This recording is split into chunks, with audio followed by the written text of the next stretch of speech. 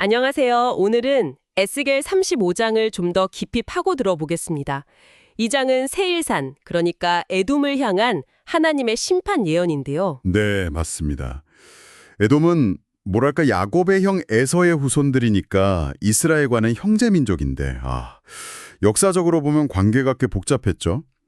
이 에스겔 35장은 그런 배경 속에서 특히 이스라엘이 어려울 때 에돔이 보였던 어떤 적대적인 태도, 여기에 대한 하나님의 준엄한 경고라고 볼 수 있습니다. 네, 단순히 과거의 잘못을 벌한다기보다 더 큰 의미가 있다고요. 그렇죠.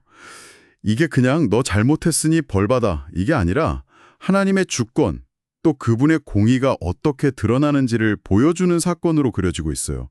그 점이 중요합니다. 본문에 좀 더 자세히 보면 에돔의 죄가 몇 가지로 딱 짚어서 나오더라고요. 5절을 보면 옛날부터 한을 품고 있었다. 이게 참 무서운 말인데 네, 아주 뿌리 깊은 징후죠. 특히 이스라엘이 가장 힘들 때 죄악의 마지막 때라고 표현된 그 시점에 칼의 위력에 넘겼다고 하잖아요. 맞아요.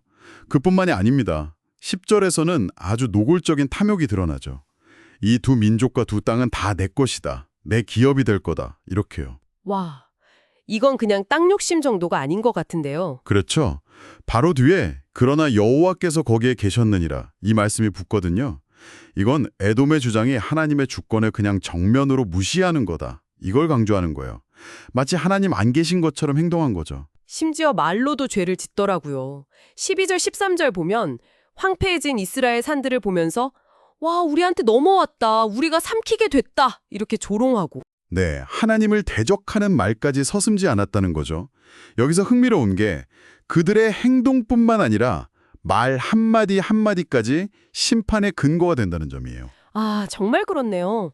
말이 가진 무게가 느껴지는 부분입니다. 네, 형제 민족의 고통을 자기 이익의 기회로 삼고 그 몰락을 기뻐하고 심지어 하나님의 땅을 자기 거라고 주장하는 그 교만함. 하나님께서는 그 교만한 말들을 다 듣고 계셨다. 이렇게 13절에 명확히 나와요. 이런 죄악들에 대해서 하나님께서 선포하시는 심판이 정말 무섭습니다. 세일산을 황무지와 공포의 대상으로 만들겠다. 3절. 성읍들은 그냥 완전히 폐허로. 4절. 네, 왕래하는 사람조차 없게 하고 칼에 죽은 시신들로 산과 골짜기를 가득 채우겠다. 8절. 상상만 해도 끔찍하죠. 특히 6절에 네가 피를 미워하지 않았으니 피가 너를 따를 것이다. 와, 이건 정말 섬뜩한데요. 뿌린 대로 거둔다는 걸까요? 네, 그 심판의 특징이 아주 철저하고 영속적이라는 겁니다. 구절을 보면 영원히 황폐하게 해서 내 성읍들에 다시는 거주하는 자가 없게 하겠다. 아예 회복의 가능성을 없애버리시는 거죠. 완전한 멸망이네요. 네, 그리고 15절에서는 이걸 이스라엘의 황폐함을 에돔이 즐거워했던 것에 대한 직접적인 응보라고 설명해요. 그러니까 네가 기뻐했던 바로 그 상태, 그걸 너에게 그대로 돌려주겠다.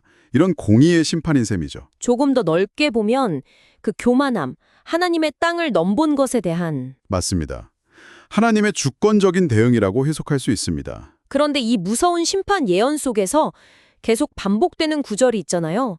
네가 나를 여호와인 줄 알리라? 너희가 나를 여호와인 줄 알리라? 무리가 나를 여호와인 줄 알리라. 4, 9, 11, 15절 이게 계속 나와요. 네, 아주 중요한 포인트입니다. 이 구절이 심판의 궁극적인 목적이 단순한 벌주기가 아니라는 걸 보여주는 거예요. 아, 그럼 뭘까요? 이 심판을 통해서 에돔은 물론이고 어쩌면 주변 민족들까지도 14절 보면 그런 뉘앙스가 있죠.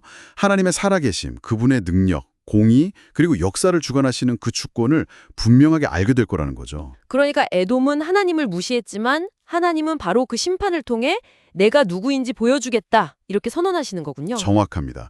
하나님이 어떤 분이신지 그분의 정의와 자기 계시가 어떻게 이런 심판의 이야기 속에서도 나타나는가. 네, 이걸 보여주는 거죠. 네, 오늘 에스겔 35장을 통해서 에돔을 향한 하나님의 그 준엄한 심판 그리고 그 이유를 좀 살펴봤습니다.